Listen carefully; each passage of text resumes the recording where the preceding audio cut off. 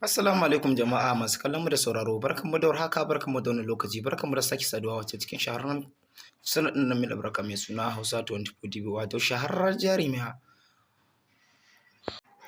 Zainab Indomi, wato ta zo muku da wani babban albishir, wato inda take ganin ta taka rawar gani, wato musamman a kwanakin baya, wato inda industry take yi da ita, wato a kwanakin baya masu magana suna cewa zamani goma, wato mai laya ga mai zamani, wato masu iya magana suna cewa wato wannan jaruma tunda ta bar Kannywood wato shekarun baya da daɗewa, amma kuma yanzu ta dawo industry,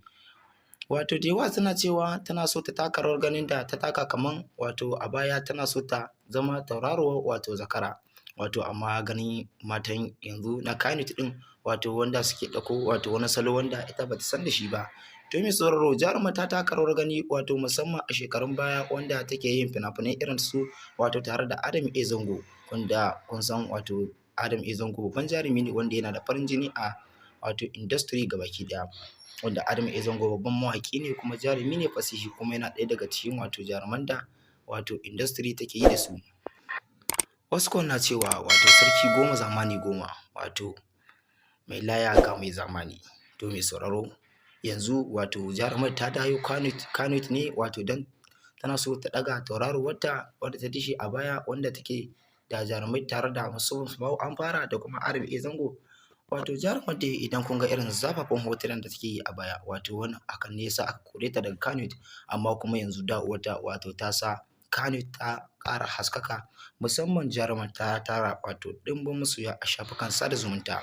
To mai sauraro, sarki zai goma zamani goma, inda jarumar take yin wata shiga wadda ka san ba 'yar Najeriya ba, ko kuma in ce ba 'yar industry ba. To mai sauraro, ku ci gaba da kasancewa da tashar nan mai albarka mai suna Hausa 24 TV don samun zafafan hotunan wato wannan babbar jaruma wato mai suna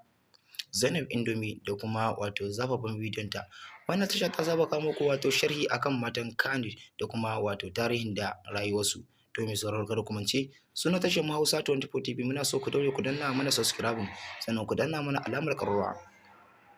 domin samun shirye-shiryenmu akan lokaci da zarar mun ɗora. Wato jarumar inda ta dawo industry a yanzu, wanda yanzu ta iske ɗimbin jaruman mata wato wanda suke yin salo daban-daban, wanda ita bata san yadda ake yin shi ba, ko in ce ita bata san da wannan salon ba a kwanakin baya. Yanzu kuma ta dawo industry, wato tana so ta yi suna ne, ko tana so ta zama wato tauraruwa ne? A'a, ba za ku sani ba, za na faɗi muku amma a bidiyo na gaba. Ku yi haƙuri, ba za na faɗi muku a wannan wato bidiyo ba abin da ya sa ta dawo industry. Ku ci gaba da kasancewa da tashar mai albarka mai suna Hausa 24 TV don samun ci gaban wato wannan fitacciyar sharhi akan wato wannan jaruma. Mun gode.